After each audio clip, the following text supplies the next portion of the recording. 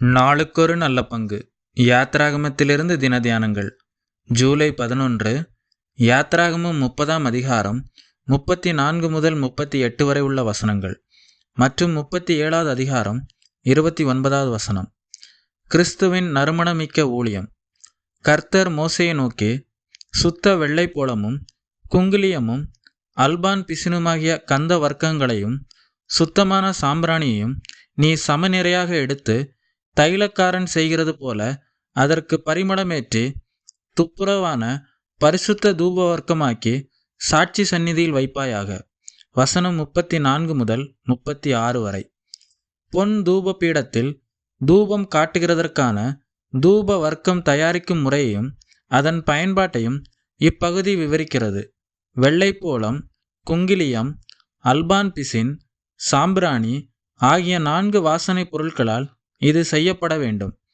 ஆசாரிப்பு கூடாரத்திலுள்ள ஒவ்வொரு பொருட்களும் கிறிஸ்துவை பிரதிபலிக்கிறது போல இதுவும் கிறிஸ்துவையும் அவருடைய தனித்துவமான பண்புகளையும் அவருடைய ஊழியத்தின் மாண்புகளையும் தெரிவிக்கின்றன.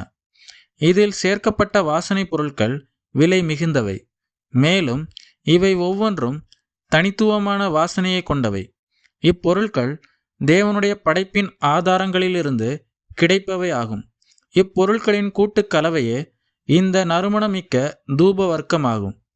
சுகந்தம் என்று சொல்லப்படுகிற இந்த நறுமணமிக்க தூப வர்க்கம் கிறிஸ்து நமக்காக நறுமணமிக்க காணிக்கையாகவும் பலியாகவும் தேவனுக்கு தம்மை ஒப்பு கொடுத்தார் என்பதை தெரிவிக்கிறது. என் விண்ணப்பம் உமக்கு முன்பாக தூபமாகவும் என் கையெடுப்பு அந்தி பலியாகவும் இருக்க கடவது என்று தாவீது தன்னுடைய மன்றாட்டை வர்ணிக்கிறார். கிறிஸ்துவானவர் இன்றைக்கு தேவ சமூகத்தில் அவர் விசுவாசிகளுக்காக ஏறெடுக்கிற மன்றாட்டுகளும் தேவனுடைய சமூகத்தில் இவ்விதமாகவே இருக்கின்றன. இது கிறிஸ்துவின் பரிந்து பேசும் ஊழியத்தின் அங்கீகாரத்தையும் அதனுடைய மேன்மையையும் நமக்கு தெரிவிக்கிறது. அவரது மன்றாட்டுக்கள் தேவனால் எப்பொழுதும் இனிய மனதுடன் ஏற்றுக்கொள்ளக்கூடியவையாகவே உள்ளன. கிறிஸ்துவை பின்பற்றி நாமும் தேவனுக்கு பிரியமான ஜெபத்தை ஏறெடுக்க வேண்டியது அவசியம். இந்த நறுமணப் பொருட்கள் அனைத்தும் சம அளவில் கலக்கப்பட்டன. செயற்கையின் எந்த ஒரு பொருளின் நறுமணமும் அதிகப்படியான வாசனையை தரவில்லை. மாறாக அவை ஒன்றாக கலந்து புதிய நறுமணத்தை கொடுத்தன. கிறிஸ்துவின் தனித்துவமான தன்மைகள் எப்பொழுதும் ஒன்றுக்கொன்று முரண்பட்டதல்ல. அவை ஒவ்வொன்றும் மற்றொன்றுக்கு உறுதுணையாகவும் இணையாகவுமே வெளிப்பட்டன. நாமும் கிறிஸ்துவுக்குள் ஒன்றாயிருக்கிறோம்.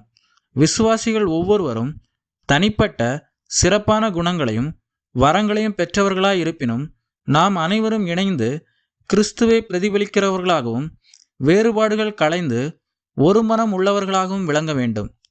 இந்த தூப வர்க்கம் துப்புரவானது.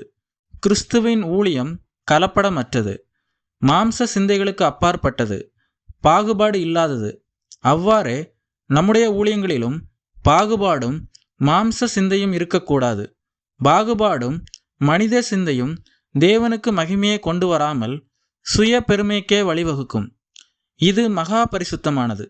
பரலோகத்தின் மெய்யான கூடாரத்தில் மகா பரிசுத்த இடத்தில் கிறிஸ்து ஏறெடுக்கிற ஆசாரிய ஊழியமும் மகா பரிசுத்தமானது என்பதை இது காட்டுகிறது. இந்த தூப வர்க்கத்திற்கு இணையான ஒன்றை மனித பயன்பாட்டுக்காக செய்வது தடை செய்யப்பட்டுள்ளது.